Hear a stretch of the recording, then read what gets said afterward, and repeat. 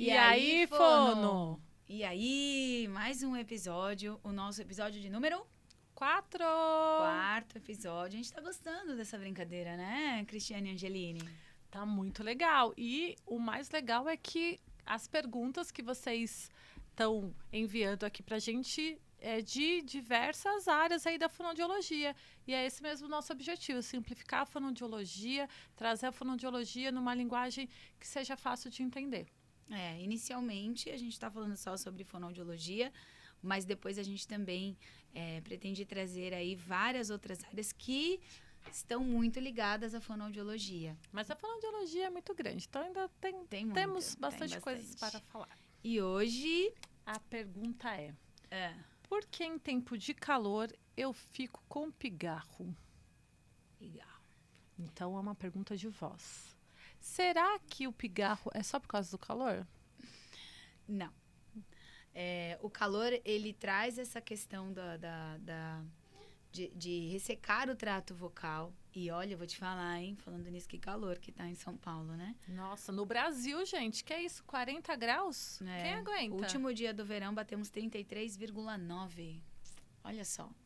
E isso é péssimo para a voz. Para a voz de qualquer pessoa e principalmente para quem faz uso profissional da voz, né? Então, uma das coisas que a gente já adianta, eu acho que muita gente sabe, mas eu acho que nunca é ruim, né, de se lembrar, é a nossa aguinha. Água.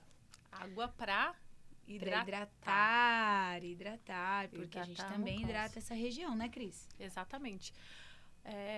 Qual é essa sensação de pigarro? É essa sensação de que a saliva está grossa na nossa garganta, né? Então, beber água é a primeira coisa que a gente precisa fazer nesses dias de mais calor. Uma, para hidratar o nosso corpo e também hidratar a nossa laringe. E essa hidratação não é para a gente tomar no guti a água, né? Que é isso, a gente fala, ai, que sede, estou com calor. Vira o copo de água e depois, 5 horas depois, eu quero beber água de novo. Não é importante a gente tomar água sempre de golinhos pequenos. Isso. Se você tem mais sede, pode tomar. Mas é importante lembrar que isso tem que ser feito muitas vezes. Porque senão não gera essa hidratação, porque depois resseca de novo. E temos uma outra coisa. No calor, a gente também, algumas vezes, ficamos expostos ao ar-condicionado, que vai novamente ressecar a nossa laringe e a prega vocal onde ela está. Então, importante a gente tomar cuidado com essas mudanças bruscas de temperatura, porque isso vai impactar em toda a nossa questão respiratória e na nossa voz. E também a gente pode usar outros recursos, por exemplo, fazer uma nebulização, que é aquela inalação só com sorinho, para hidratar. E esse pigarro, ele tende a sair, né? O pigarro é essa saliva grossa que ficou aqui por conta dessas mudanças de temperatura. É muito comum as pessoas falarem, nossa, sarei de um resfriado, mas eu ainda tô com a minha voz ruim. O que é muito importante é que é normal, depois de 7 dias, né? Até 7 dias, a gente ainda está sentindo uma certa rouquidão, uma mudança na qualidade da voz. Mas passou disso, é importante procurar um otorrinolaringologista para fazer um exame de imagem, para a gente verificar o que é que está acontecendo. Cris, até porque, né, é importante deixar claro que o trato ressecado, né, o trato vocal ressecado não é um possível e único motivo, né, dessa saliva mais grossa, ou de você estar com um pigarro, né? Tem tantas outras questões envolvidas, né, como, por exemplo, o uso de algumas medicações. Tem medicação que dá aquela tosse chata, né, e às vezes você vai associar, às vezes até remédio para hipertensão, né? Pode causar essa tosse chata. Também tem que se preocupar e prestar atenção nos alimentos, porque aí, às vezes, né, a gente vai apresentar alguma coisa, vai dar aula, né, Cris? Vai lá com aquele... Quantos alunos, Cris? 30, 35, aí a competição sonora, o ar-condicionado não é ventilador, né, gente? O ventilador ligado. E aqui, essa professora aqui, que é uma fonoaudióloga, eu não faço competição com o ventilador ligado, mas às vezes a gente faz competição com outras coisas, né? Sim. Com o barulho da quadra, né? O o barulho do corredor. Então, a gente precisa saber usar a nossa voz a nosso favor e até criar algumas estratégias. Alimentação também, né, Cris? Muito importante. Alimentação. Você come um chocolate aqui, ó. Eu amo chocolate, né? Antes de 2. entrar... É assim, se não tem chocolate, vai qualquer coisa, sabe? Então, foi uma paçoquita. A gente busca alguma coisa. Só que é importante lembrar que alguns alimentos, ele deixa a saliva mais viscosa, né? Quem nunca comeu um chocolate...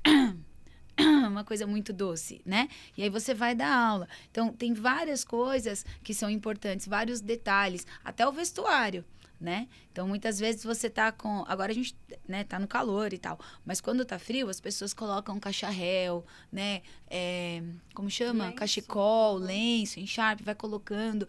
E às vezes isso traz uma tensão, né, para essa região que vai refletir na voz também. Acreditem se quiserem, mas para mim um simples colar me traz essa sensação de tensão e aí já pesa. Então é importante, não é só o calor, mas o calor é um ponto muito importante para se atentar com relação à voz, né, Cris? Então, vamos lá. Nunca se esqueçam que se esse pigarro, essa sensação passou de 7 dias, precisa procurar um otorrinolaringologista. E o que a gente pode fazer quando a gente tiver essa sensação é sempre hidratar a nossa laringe, bebendo água ou fazendo a nebulização. E a fono, onde entra nisso? A fono entra nisso quando essa dificuldade está persistente. Então, primeiro sempre o otorrino. Sim, porque ele vai pedir um exame que chama, um deles, né? Porque tem outros, mas é o nasolaringofibroscopia, inconstitucionalissimamente. Que é um exame super delicioso. Quem já fez, escreve aí pra gente aqui embaixo, se você já fez aquele exame delícia, que uma câmera entra pelo seu nariz e vai chegando para ver como é que tá a nossa prega vocal. Olha, sabe que a Pitty, a cantora, ela, uma semana antes, parece que foi isso, eu não conseguia acompanhar, mas vi algumas pessoas comentando que uma semana antes ela, acordou sem voz. Ia se apresentar no detalhe. E aí ela tava super preocupada, e aí mostra, ela fez foi gravando, assim, diariamente o que aconteceu. Então, vai para o otorrino, faz o exame. Ela mostrou até as pregas vocais em movimento, bem bacana isso.